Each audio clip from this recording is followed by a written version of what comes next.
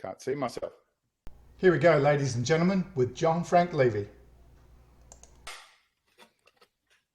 It's my little funny bit for the YouTube video. Hello, everyone. Today, I'm really excited to present to you Mr. John Frank Levey. He's a Los Angeles casting director of 35 plus years and known for such iconic shows as ER, The West Wing, and one of my favorites, Shameless. John has just released a book called Right for the Role. And for everyone on YouTube, here you are. Here's a copy. Awesome. Right for the Role, hence the name of the episode. But as we find out in this interview, the book isn't primarily about actors being right for the role, as one might assume by the title, but so much more.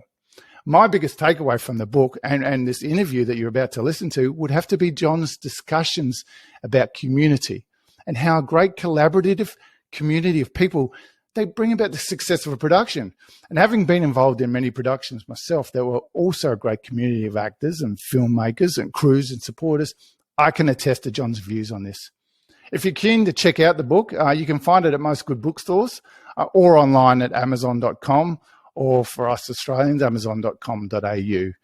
It's in paperback, hardback, and or digital versions, which we do talk about a lot now, is the differences between paper and digital in this world. I hope you enjoy it, and if you can, I would love to hear your thoughts via my social media channels at The Late Bloomer Actor, or you can throw me an email at thelatebloomeractor@gmail.com. Now, here we go with John Frank Levey. I hope you enjoy. Well, welcome to the show, John. It's just awesome to have you here today. I've recently finished reading your book, Right for the Role. It's a wonderful insight into your 35 years as a casting director for some of the world's most iconic television series, including ER, The West Wing, and certainly one of my favorite shows, Shameless. I certainly want to dive into these and get some insights into the creative process of casting directors in these brilliant productions. But firstly, can you give a quick insight into your career as a casting director? What has been your driving factor behind such a successful career? Well, I think the thing that has driven me the most is my love of people and my love of their stories and my interest in exposing the inside of human interaction and conflict and collaboration and all of it. I've always really been fascinated by everyone else and wondering what they're thinking. And I spend time, if I'm on a train or a plane or a restaurant, where if I'm by myself, I'm actively thinking about, ooh, what's his backstory? What's he doing here? What's he thinking about? And so I think that fascination has given me an insight into the characters that we've been casting, and helped me to have a clear sense of it. Awesome. And you've been doing the role of a casting director for 35 plus years now. Is that correct? Yeah, I started. Gosh, I don't really even know. Maybe 1985 or 6. Wow. And I don't want to give away your age or anything, but so what did you do before you got into casting? Have you always been in the creative industry?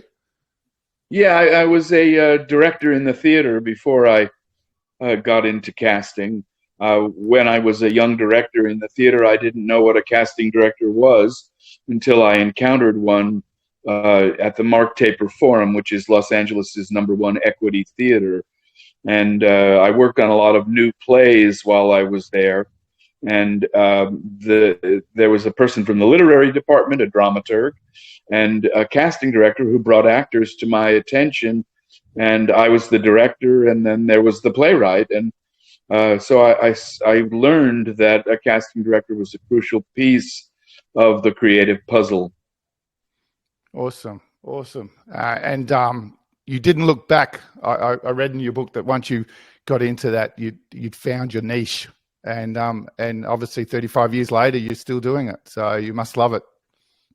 I do love it very much. It's been gratifying creatively, and it's been a wonderful opportunity for me to grow and change as a person through all of the experiences that I've had as a casting director. I do look back occasionally, and I have directed plays over all of the years since then as well, because it is also a love of mine. But I've just been so fortunate to be, well, the title of the book is Right for the Role. I was fortunate to find the role that I was right for.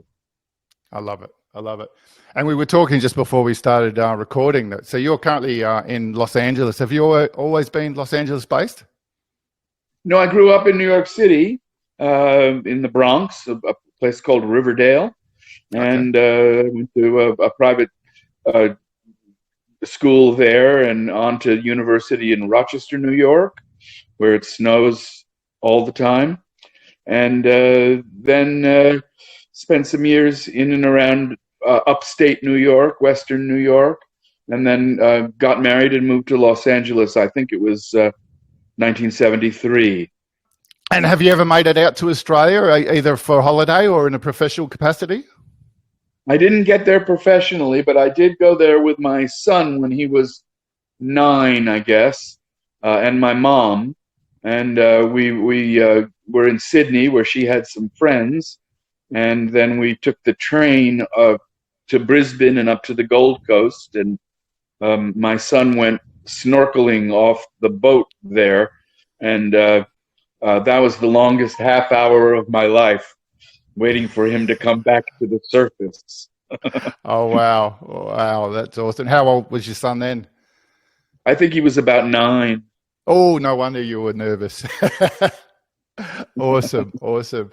I want to go straight into your book, obviously, because I've just read it, and it's such a wonderful insight into your journey as a casting director, and I just can't get over the number of actors that you've been involved with on your journey. And actors that were probably considered almost nobodies then, and now they're just such iconic actors.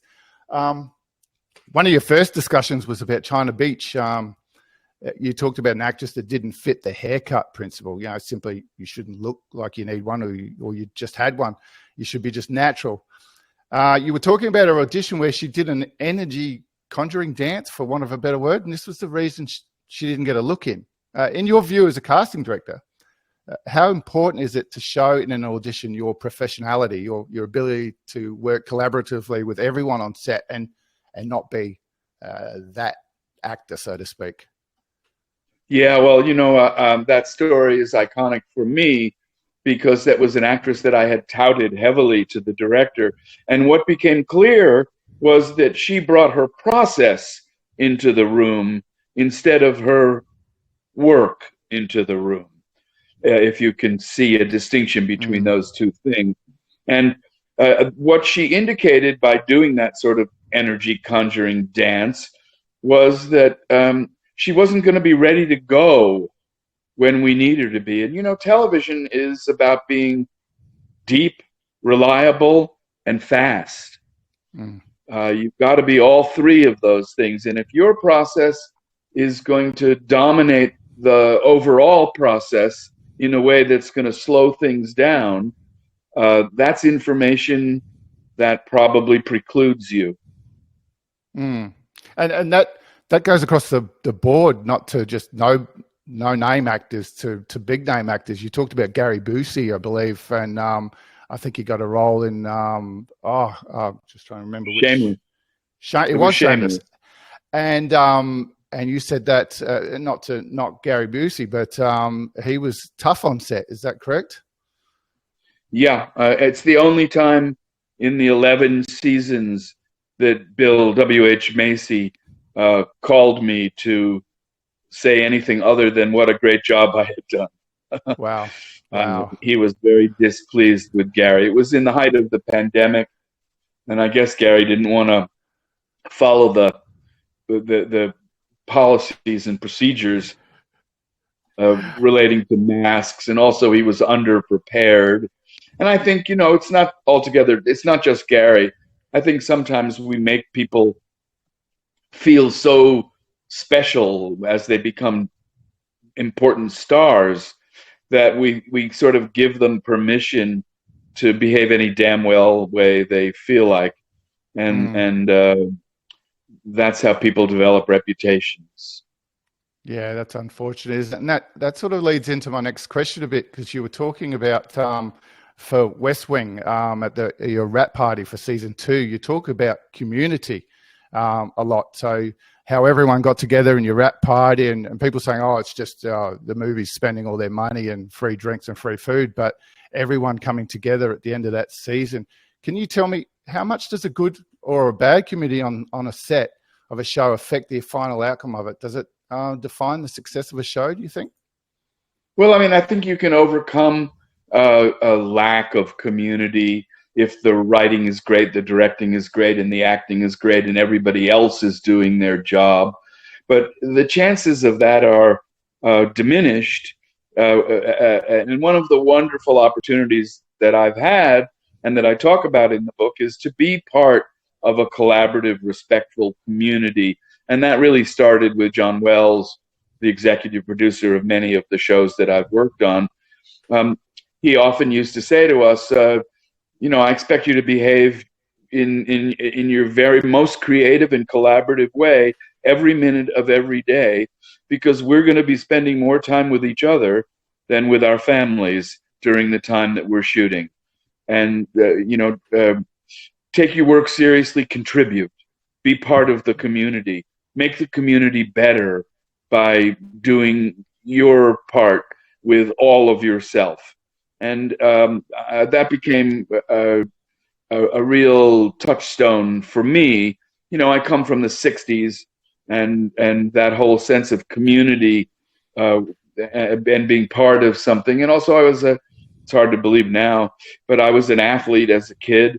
And so that being part of a team and teamwork and finding your role, not everybody can be the quarterback in an American football team.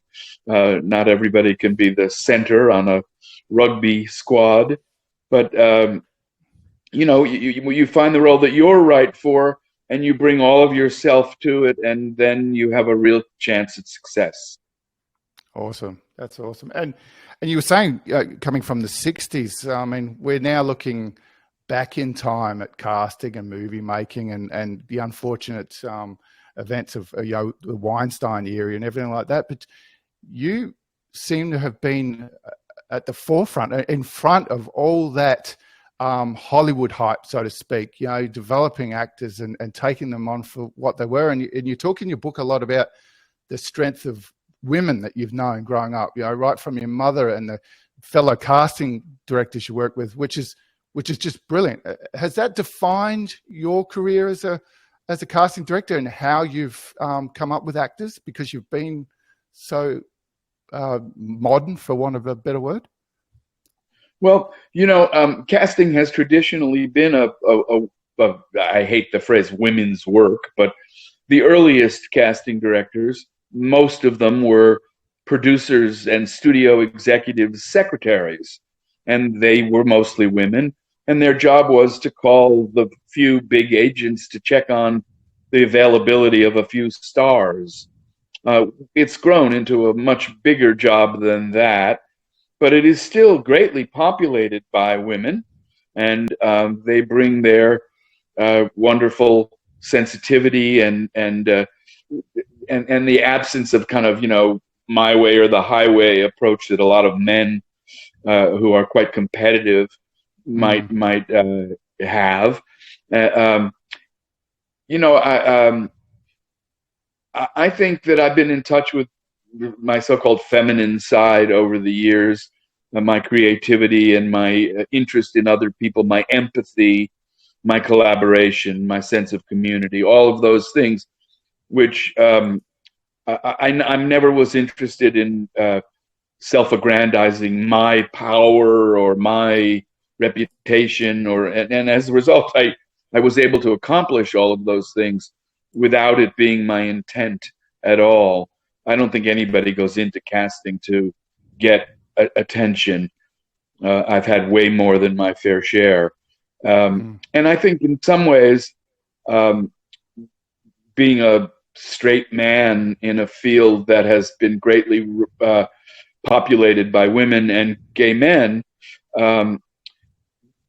my uniqueness was an asset as well. Awesome. Awesome. And yeah, so that's bringing it back to that community that we're talking about. That all sort of builds on that, doesn't it? So when an actor walks into your room, us as actors, we just think they're looking for a great actor, but it's more encompassing than that, isn't it? So you're looking for that professional actor, that's someone that you personally would work with on set. So when do you start looking at all that, and what are you drawing on, and when are you looking at just their acting, and when are you looking at just their personality? Well, I'm looking at all of it. Obviously their acting is very, very important, and certainly the producers that I've had the pleasure of working with over the years value the importance of talent, and dedication and preparation and training and all of that. But also, in the days before the pandemic, when we were not doing self-tape auditions, we were doing live auditions, I learned everything about you watching you in the waiting room, interacting with the people who were going to be competing against you. I learned a great deal about you as I introduced you to my colleagues who were the directors and producers and writers who were in the casting office with me and my associates. And I learned a great deal about you watching you listen to the director giving you an adjustment. And all of that is missing now in the self-tape world. But that's how I learned about you. And of course, because you developed long relationships with some actors, you learned about them because you have had many interactions with them. And that does change the environment a lot now, the digital world and everything like that. I remember reading your book how you said that the old school, you never had computers or faxes or anything, so you would have your piles of actors on top. So that certainly makes a big change for you from going from that to a digital world. Yeah, absolutely. And in that respect, sorting through submissions and choosing who is going to get an opportunity to audition for a particular role, technology and the digital world has really made enormous impact and positive impact on convenience and speed and all of those kinds of things. But for me, the attraction of being in the business of telling the stories of human beings, the ancient stories, they're still the same stories, right? Kings and queens, power gained and lost, love gained and lost. It's all, those are the 22 stories that are possible. Mm-hmm. We're still telling them, but it seems to me that in the digital world we've lost so much human contact that we are. I think it's arrogant of us to think we can tell human stories without human contact. And do you see any change from actors with the digital world, and that, especially post-COVID?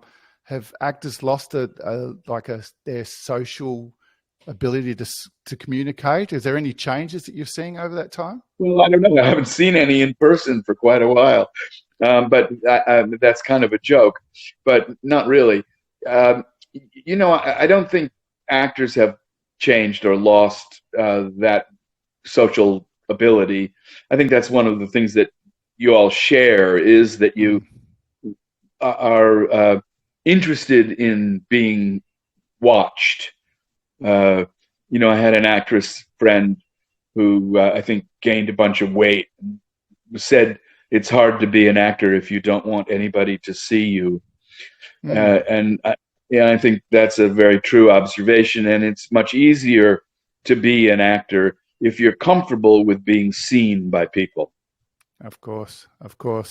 And do you think, you were talking about you haven't seen anyone in the room for a while now, and I know that this is self-taping has become a bit of an issue in America at the moment after some articles that were promoted about some casting directors allegedly charging for you to submit your auditions, and it's caused a bit of furore. Are we always going to be self-tapes now? Are we going to be back in the room, or where do you see it going? Well, I'm hoping that major roles, important roles, series regular roles, starring roles, that they will eventually, and I believe they are starting to have in-person callbacks. I don't think smaller roles, co-star roles, will ever return to the live. It's just too demanding of the writers and directors and producers' time. And the studios and production companies have discovered that if everything is on self-tape, they don't need to have an office for me. So that's a big piece of the budget they didn't have to pay for. I'm sitting in my bedroom right now, you know, and I can watch self-tapes for hours on my back porch on a sunny day, if there ever is another one. You know, and so again, the efficiency and that's impact on the economics of casting. The digital world is a great benefit, but on the personal level, I would hope that we'll be returning to rooms. You said post-COVID. My brother-in-law got COVID from his son yesterday, so I don't think we're in post-COVID yet. Still there, maybe there forever, who knows. And so diving a little bit into self-tapes then, that gives the actor some positives and negatives from not being in the room. So actors can do practice over and over and over again and submit the best one. What's your recommendation for doing a self-tape? Because I still treat a self-tape that I do like an audition, like I'm in the room, because you very rarely get to do more than one or two takes. Yes, okay, so in a self-tape, you're not going to get any direction. But I like to be prepared, hit record, and do it in one or two takes. Do you recommend actors do that? Would you see that it's a 20th take if an actor does it that many times? No, that's one of the great disadvantages, is that you don't know what number take it is, and it's important information. If it's your 20th take, that's important information that I don't have. You know, as I said earlier, we want you to be brilliant, reliable, professional, and quick, right? And Yes, if you're not quick, we should know that. Personally, I believe your approach is the right one. I don't think you get better after the third take. I think you start being in your head, doing my job, watching yourself instead of just being in the moment, in the scene, what-ifing yourself into the circumstances and emotional life of the character. And if you've done your preparation, other than having a 18-wheel truck roll by your window, there really shouldn't be a reason to do more than 2 or 3 takes. And my supposition, my belief, is that you won't get better after a certain point. In fact, I think you'll get tight and outside of the character and inside of the actor, which is not where we want to be. So in regards, you as the casting director, you might not know it's the 20th take, but the result they send in may be the reason they don't get the role, because you can see that they're not embracing that character, so to speak. So that's the negative side of doing it, I suppose.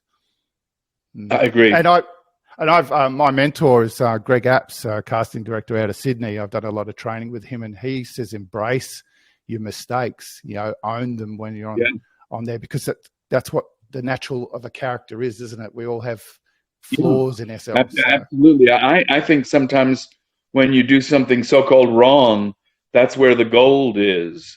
When I was a kid and we were in acting class, we had an exercise where they told us to do things wrong. You know, and I remember when I think it's Brando, when he first turned a chair around and sat on it like a horse or perhaps a woman. That's not the way you sit on a chair. That's the wrong way to sit on a chair. But it was so wrong, it was right. That's interesting. I think at the end of your book, you talk about a lot of moments in your casting director career, and one of them was someone throwing the chair at the back of your wall and the chair smashing and leaving dents. So that's not a mistake you want to make. No, exactly, no. And that actor didn't even acknowledge that he had left a mark. Wow. It'd be interesting to know where that actor is today, whether they've progressed He's in any done way. very well. Oh, He's done okay. extremely well. Okay, that's interesting. So you were talking before about, we were talking about getting the scene right in the first or second take. That leads into working with Aaron Sorkin for his writings are so brilliantly constructed, and they're just so intense and fast. I've attempted to do the newsroom speech, "America's not the greatest country in the world," with an Australian accent, mind you. I tried it, but it's extremely complex to master. Do you feel these type of roles require specific training, or is it just something an actor has or doesn't have? I think it's the latter. I know some brilliantly talented people who can't walk and talk as fast as Aaron's material requires, and it's really a special skill to be able to say that much that quickly, and be believable as if you know what the hell you're talking about. And that's it, is it? I mean, I watched.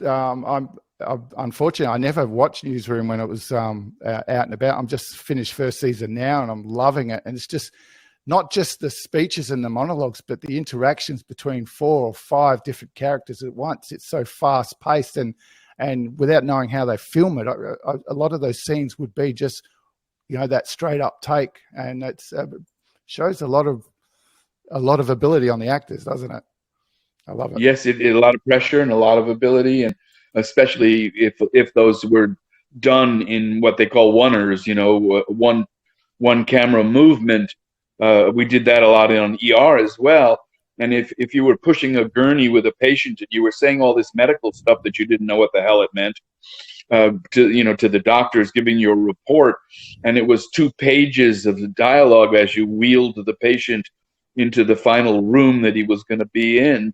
If you screwed up a medical term at the end of page 2, it was very frustrating to directors. And so, yes, it's very pressurized. If you want to watch a very fun show, I don't know how available it is.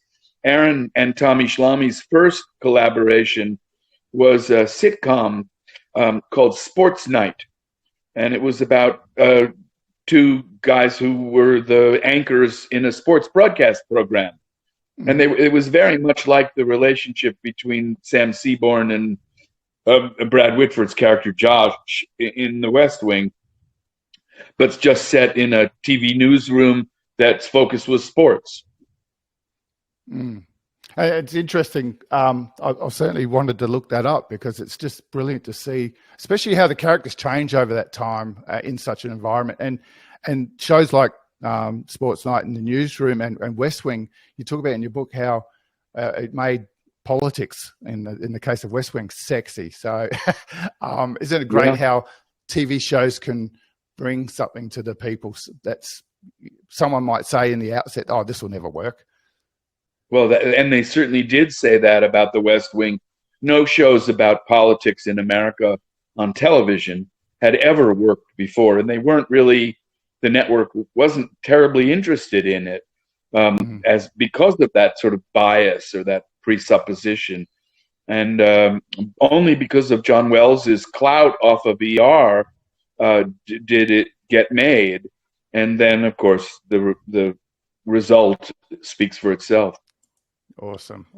Now, I really want to talk about Shameless because that's the series I've seen from the beginning through towards the end, and particularly William H. Macy.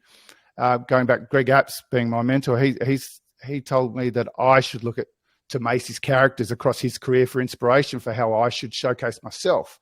Not really in a branding or a typecast way, but because those type of characters fit me. Firstly, what was it like casting Macy in such an iconic role? Do you feel Macy took the brief and delivered the character as it was written, or did he just automatically fit the embodiment of Frank Gallagher straight off the back? Well, we had worked with Bill on ER. He played Dr. Morgenstern for a number of seasons, and we had actually done a pilot that he was a series regular on at the same time that we did the pilot of ER. And so we were very familiar with Bill, as anybody in the business ought to be, because he's had such a remarkable, long and distinguished career on stage, in film, and on television.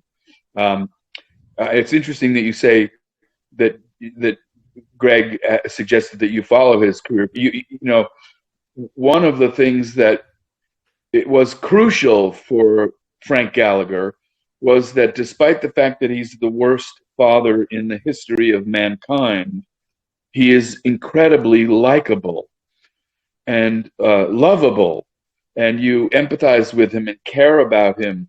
I think one of my very favorite moments in the whole 11 seasons happened in the pilot. Debbie, the youngest daughter, comes downstairs and finds her father passed out, drunk, on the floor of the living room, and she slides a pillow under his head and pats him on the chest and moves on. And if his children could love him, we loved him too.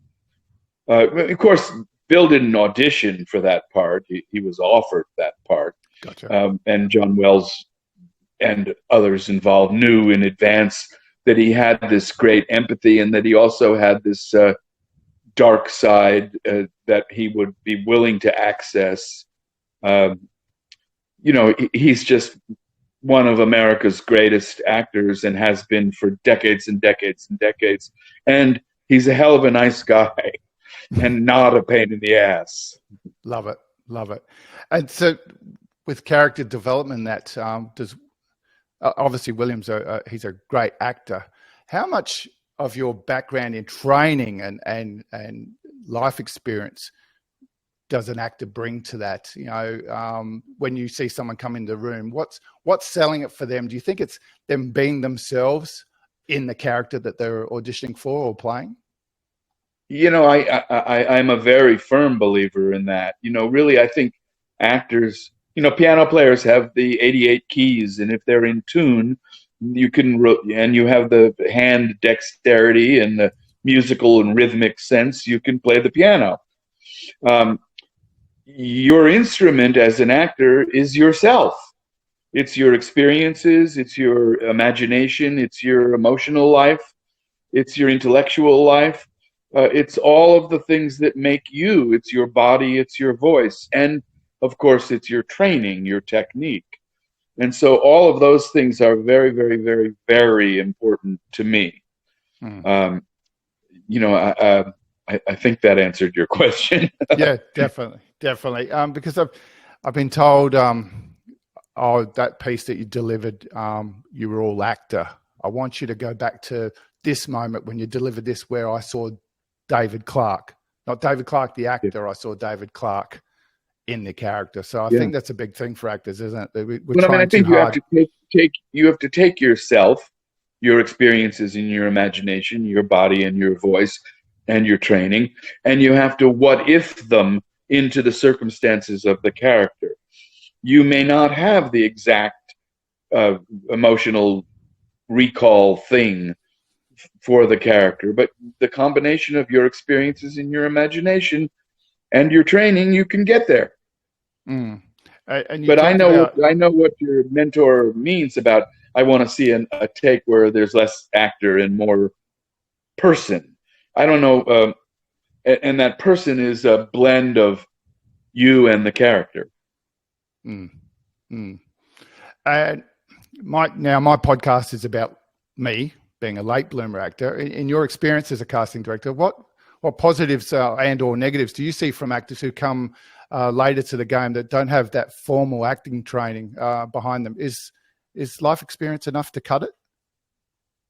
Well, certainly I knew more about who I was and who I wasn't when I was in my 40s or so. Is that where you are? Just about turned 50 in May. Well, you said you weren't going to out my age, so I apologize for outing yours. That's fine. I think that, you know, so much of your ability as an actor is dependent on your ability to know yourself. And I think you certainly know, I certainly knew more about myself at 50 than I did at 21. and so I think I had more ability to draw. And I do think, having training even as a late bloomer is a great idea, and an important backstop to, and combines beautifully with having a greater sense of your own identity and qualities, and what your strengths and weaknesses are, all of that stuff, which certainly comes with age.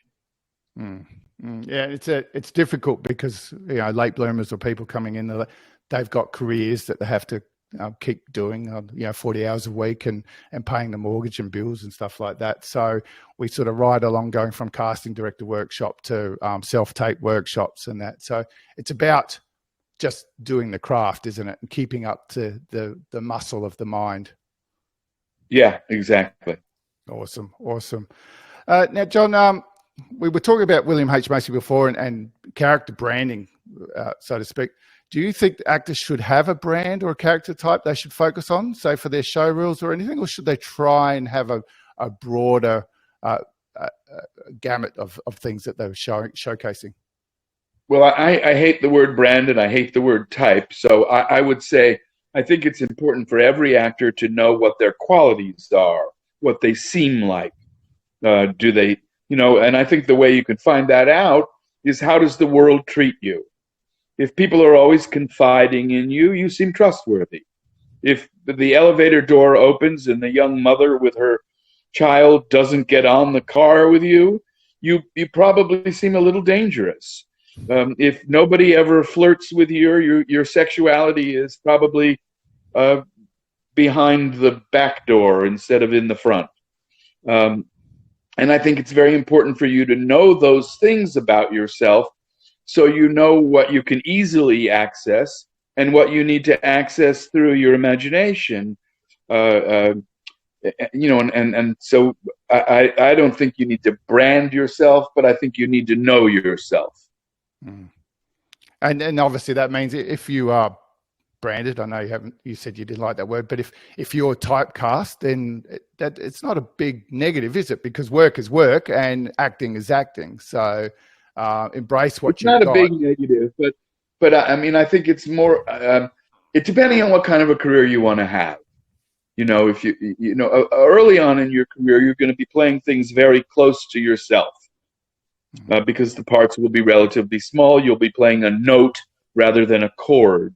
But as you get into your career further and further, and you get bigger opportunities that have more dimension and more variety within it, then you have to be able to play a chord instead of just a note. And both the words type and brand seem limiting to me, in the sense that says all I can do is snarl and pull a gun.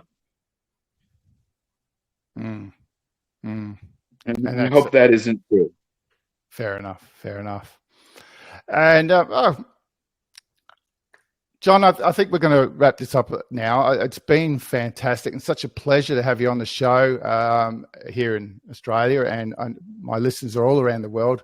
I know your book has been, I'm seeing a lot of people holding it up on Instagram saying, hey, I'm reading this fantastic new book, which is great to see. There's so many people taking positives from it. And I just want to end our talk for this, for an actor, whether they be a late bloomer like myself, a newbie, or a seasoned professional, coming into your audition room for the first time, or as is the case now, submitting a self-tape to you. What 3 things would you consider pivotal for them to being right for the role, to pinch the name of your book? Well, preparation is so important and so evident. Taking your work seriously without taking yourself too seriously is a good thing for me. And I always say that if I have written in my little notepad after your audition, simple and real, you've done damn well. And thank you for holding up the copy of the book. And I don't know if in Australia, if it's different, but here in the States, it's available on Amazon as well as on a Barnes & Noble site. And it's available in an e-book for under $10 American, a paperback, I think, for under 20. and a hardcover for slightly over 30. And I would be grateful if the Australian acting community glommed onto it. And I think, and I very much appreciate the opportunity to talk to you today and to talk to your listeners and watchers. I've been, to borrow my father's word, astonished, which is what he used to say when he was angry with us. I've been astonished at the response to the book. I really didn't know when I started out that I knew I had a bunch of stories to tell, but I didn't know what the spine of it was about. And when I discovered with Trudy Roth, who wrote the book with me, that the spine of the book was about finding the role that you're right for, which is, in essence, finding yourself and your relationship to your community, that's a universal message, and it seems to be having impact. I loved it. And, you know, when I first saw the book, Right for the Role, I thought, oh, great, it's a book. It's going to tell me how to be an actor. But it went complete, like you said, so more encompassing of people. There's so many roles of people that you met over your career, fellow casting directors and producers and directors that have all become part of your family on that journey, isn't it? And that community that's 35 years later is still part of your life, I'm sure. Some of my closest friends are people I've been working with for decades and decades. I love it. I love it. Yeah, and it is available. I got my copy from amazon.com.au, so the Australian version of Amazon. So it's certainly easy to get. It was here within a couple of days after ordering. So if people want to look it up, it's Right for the Role by John Frank Levey. And where can people find you, John? I know you're on Instagram. That's where I've been communicating with you. You said you're not big on the tech. That's the best place to communicate with me, and I look forward to hearing from you. And just as a side joke, kind of, I always used to tease the Aussie boys when they would get to the States. I said, when you can pick up an American girl in your American accent, you're ready to play an American on American television. Love it. I love it. And that being said, how hard is it to come to America if you don't have the American accent? Me, I'm a little bit tone deaf, and I've been doing the training, but I just can't nail it to the point that I can sell myself with an accent. So can you come there and be an Australian? Obviously, you're going to really restrict yourself for roles, but roles are changing that diversity now. So can you put your hands up and say, well, I think, you know, it would be much better to be your Australian self and see if that can be made to work than to be trying to do an American accent that isn't good enough. Fair enough. Fair enough. And just to finish with John, where are you at the moment? You got any current projects coming up? You're not going to do the big R and retire, are you? Or are you ready to settle down? Well, I'm sort of halfway between between retired and not. I'm working on a small independent feature, trying to attach 2 star names so that they get their funding and get a go. I'm hoping that a particular television project is just around the corner. But if I am that R word, I'm okay. And this book has given me the opportunity to do something new and different and very rewarding so far. Not economically. Jeff Bezos gets all the money. So is there anything that you haven't been able to do being a busy casting director that if you did retire that you'd say, you know what, I'm going to tick off the bucket list and do something? Is there anything you have never done that you would like to do now? Maybe I'd like to write a book. Oh, I just did that. I love it. I love it. Awesome. Well, John, thank you very much. Is there anything you'd like to finish the interview off with and say to anyone? I just, you know, so have enjoyed over the years getting to know Australian actors, men and women, and love your dedication. When I traveled to Australia all those years ago, I happened to be near the Opera House in Sydney, and I was wearing my China Beach jacket because it was a cool evening. And, you know, I think the Americans and the Australians both got embroiled in the war in Vietnam, and I got quite a lot of attention and interaction with Aussies of my generation who knew that China Beach was about the war and had stories about the war. I think we have a lot in common, and also some wonderful things that are different. We do. Thank you very much. And as I said to you earlier, I'm on my way over to LA in May for my real job. Unfortunately, not for acting, but for my real job. So I'm looking forward to doing a little bit of the touristy thing and stuff there. And my family and I are looking at doing a white Christmas in New York this year. So certainly hoping to get over and see a bit of the American culture. So we're looking forward to that. Oh, well, great. Thank you very much. I loved having you on, John. Thank you very much. And we'll hopefully I'll get to meet you one day. That would be great. Thank you very Cheers. much for the invitation. Thank you.